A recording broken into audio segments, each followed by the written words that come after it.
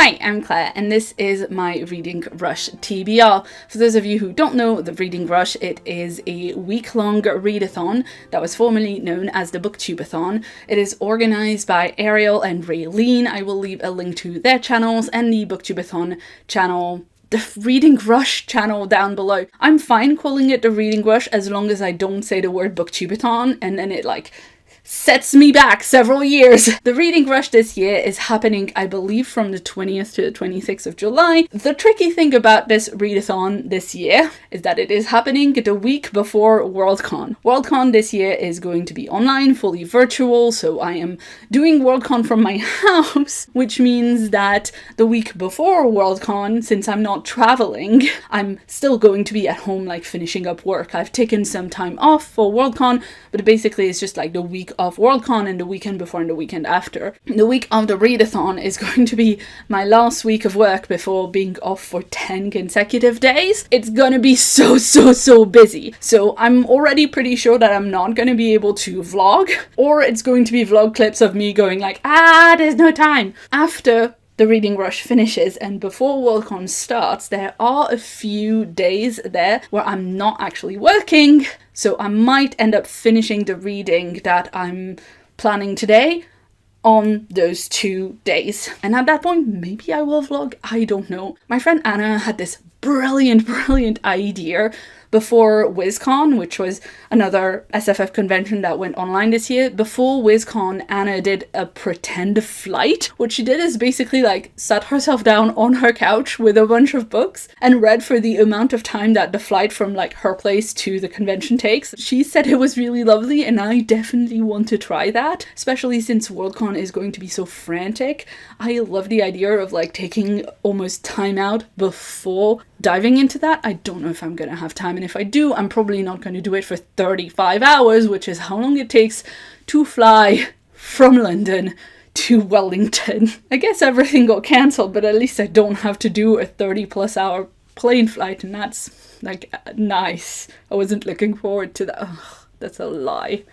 I was definitely looking forward to that. Anyway, before I bum myself out even further, let's talk about the books that I'm going to read for this year's Reading Rush. Now, there are 7 challenges, and you can double up on books for those challenges, so I'm going to try and do that, because I don't think I can get through 7 books in that particular week. But we are going to actually start with challenge number 4, because challenge number 4 is to pick the first book that you touch. So basically, it is a randomized challenge. It is a chance challenge. It so happens that I was expecting some books to arrive in time for filming this video, and they have not. But they are going to arrive here before the readathon, because I'm pre-filming this. Like I said, it's going to be frantic in the week before Worldcon, so I don't want to have a bunch of videos to film. What we are going to do is to go with the theme of my D&D picks your reading videos. I'm gonna roll a dice. So I have 8 books that I would be perfectly happy to pick for this challenge, and I'm going to pop them on screen now for you to see, and then I'm going to roll a D8 and pick a book that way. I know it's not quite the first book that you touch, but this way allows us to have more books to pick from, and also to roll some dice, which I enjoy doing. Alright, so I'm going to gingerly attempt to record this on my phone by just holding it. I'm sorry if the footage is a little bit wobbly, but the setup that I do for the D&D Picks My Reading video takes way too long to do for just one dice roll. So let's see what we've got. It is number 4, and at number 4 we have The Order of the Pure Moon Reflected in Water by Zen Cho. I'm so excited. I have been anticipating this book for a super long time. I actually have an arc of it, so I should have read it ages back so that I could review it. I was not very good at doing that. I've been in a giant reading slump, but this is one of the titles that I'm most excited about actually reading. And it also starts with the, which means that it's actually eligible for one of the other prompts. That is very good. That's a result I'm extremely happy with. Although, to be fair, I would have been happy with any result on this list. Alright, let's get back to challenge number 1, which is to read a book with a cover that matches the color of your birthstone.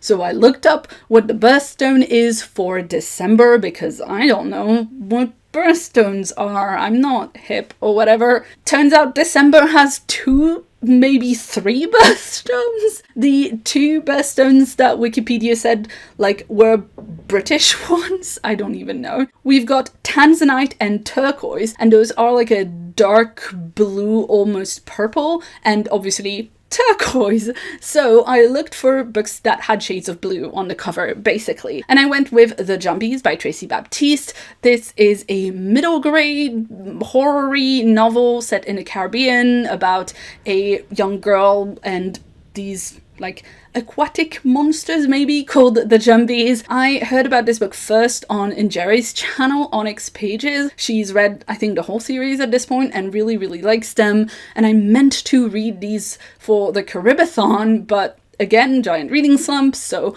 I would love to get to these, and you know, they are available on SCRIBD as audiobook, which I always find to be a great help for a readathon, but also like any time, and they are middle grade, so they're quite short. I think I'm only going to read the first one in this particular readathon, but you know, there's 3 of them I think out now if I enjoy them. Second challenge is to read a book that starts with the word the, and for this one I was always hoping that I could double up with another one of the challenges. So we've got the Jumpies, we've got the Order of the Pure Moon reflected in water. It could be either of those. I'm not going to pick a new book for this prompt because I'm hoping to complete the readathon with fewer than 7 books. Challenge number 3 is to read a book that has inspired a movie you've already seen. And for this one, quite frankly, I could not think of anything. I don't actually know what I could pick for this. I was racking my brain for ages, and then I decided that I would just tweak the question a little bit. So this is me taking a bunch of liberties with the Reading Rush challenges. So what I decided to do was to go with a book that was inspired by a movie that I've already seen, which is like the opposite, but screw it, I would like to read Bonds of Brass by Emily Skrutsky, which I have heard through the grapevine used to be Star Wars fanfic. I don't know if this is actually truly was fanfic and was like up on the archive and has been taken down or whatever, or if it's just like an idea that was inspired by Finn Poe fanfic and then she made it into, I don't know. I'm just justifying to myself the fact that I really just want to read Bonds of Brass and I will make it happen no matter what. But anyway, the next challenge is to read a book outside of your house? Are you kidding me? For this challenge, because it's ridiculous, I'm going to go with the alternate challenge that was put forward by Natasha over at My Reading is Odd, who said we should replace this challenge with, quote, Read the Room, which I thought was very, very funny. So for Read the Room, what I'm going to do is double up with one of my prompts from my Read for Initiative TBR for the whole month of July, which is Hood Feminism by Miki Kendall. This is a non-fiction book. The subtitle is Notes from the Women That a Movement Forgot, and it is about the glaring oversights of the mainstream feminist movement and how it often sucks a lot at intersectionality. So I haven't started it yet, but from the title I'm expecting discussions of intersectionality and of the mainstream feminist movement kind of leaving out women in poverty, maybe sex workers, women of color, trans women, you know, that kind of thing, which to me really, really feels like Read the Room right now, because in the current moment that we're having, you know, we are seeing that even though the Black Lives Matter movement currently has achieved some things, there are some police departments that are being defunded, we still don't have the murders of Breonna Taylor arrested or anything. We still have famous people being transphobic assholes on Maine, and I feel like, yes, this read is very, very much of the moment, so that for me fits Read the Room really, really well, and also I can't wait to read it because I think it's going to be really infuriating but also fascinating. The 6th challenge is to read a book in a genre you have always wanted to read more of, and for this I'm also going to pick non-fiction as my genre because I've been saying that I should read more non-fiction for ages. Every time I end up reading some non-fiction I absolutely love it and I tell myself that I should remember to pick it up more often. I'm not in fact going to double up with Hood Feminism because it's already a double with Read for Initiative, so I didn't want to like triple, whatever.